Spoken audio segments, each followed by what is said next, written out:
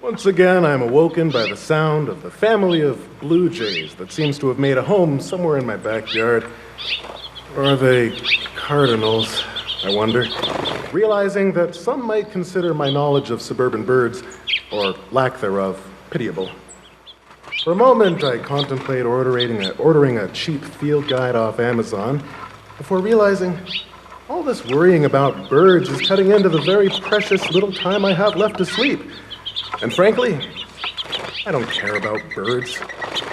The weight of exhaustion pulls my eyelids closed once again. Ah, crap. After being gently coaxed awake by the finch's joyful calls, the narrator eagerly rises to greet the day head-on. My head's still swimming with sleep. I realize I can't remember if I'm out of coffee or not.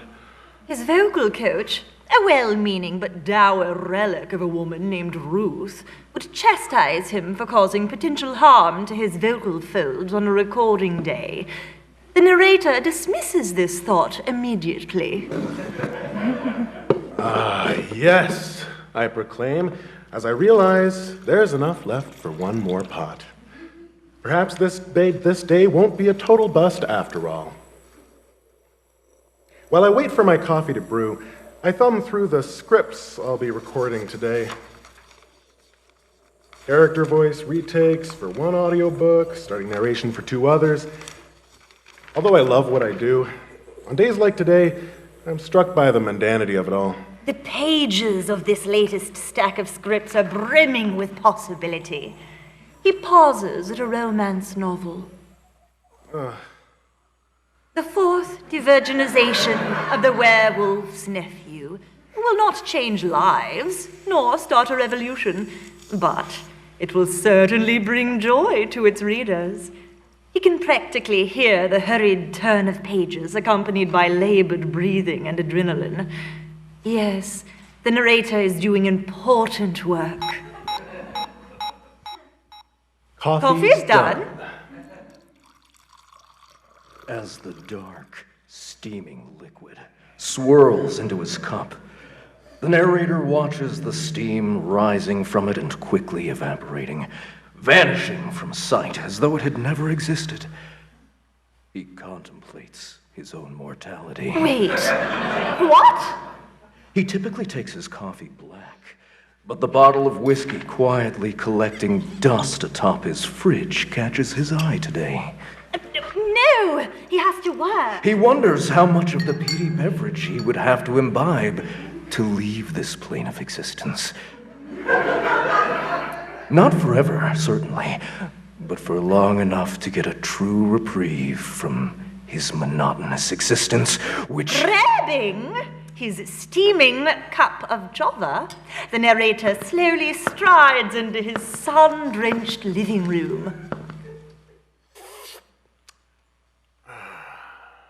That single sip of coffee, coupled with the sight of the greenery in his backyard, invigorates him. He feels alive. Nature. He watches a squirrel scurry up a tree and smiles at the thought of A mighty falcon snapping the rodent in two with only its beak. Did I ever call my mom back yesterday? I ask myself as I realize my lawn could use a good mowing. My lawnmower broke a couple weeks ago, so I'll have to borrow hers until I get a new one. Noticing that the sun is already hanging higher in the sky, the narrator downs the rest of his coffee. Okay, time to work. He said enthusiastically. Grimly. The Phone rings. Not recognizing the number, I hit the ignore button. He is eager to get to work. He wishes to shut off the outside world. It was probably just a telemarketer. Retrieving the stack of scripts from the kitchen, I head into my office to officially start the day. A few years ago, the narrator had a booth installed in his office so as to improve the quality of his audio recordings.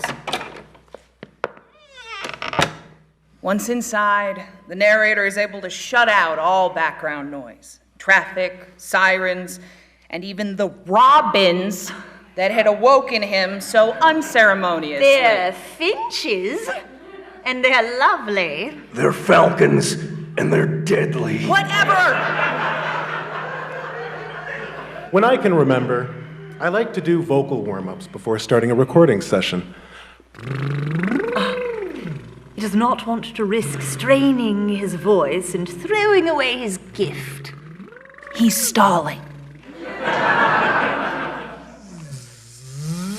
As he does his Z sound warm-up, he imagines that he is a human chainsaw. That's not even what a chainsaw sounds like.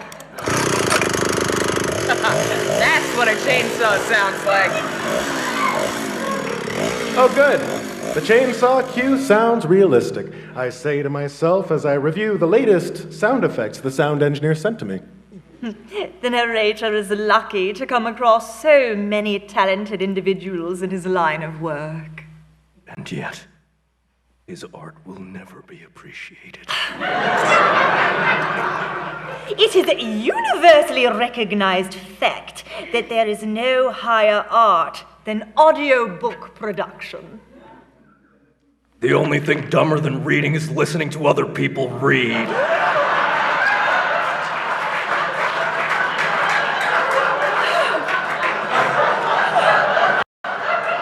You're both being ridiculous. Excuse me? Well, you are. It's not that hard. Just be real. I'm ridiculous? I can't even look at you. Do you hear her fake-ass accent? As the optimist, the pessimist, and I continue to pettily squabble unbeknownst to the narrator, each of us begins to realize the futility of our argument.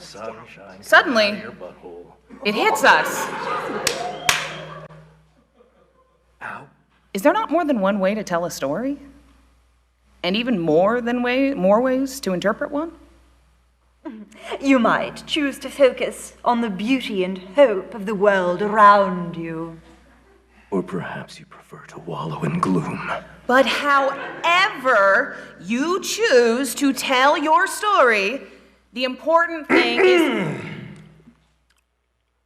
Can you all please just shut up so I can get to work? Yeah? Yeah? You can... Please, thank you. Thank you. Finn,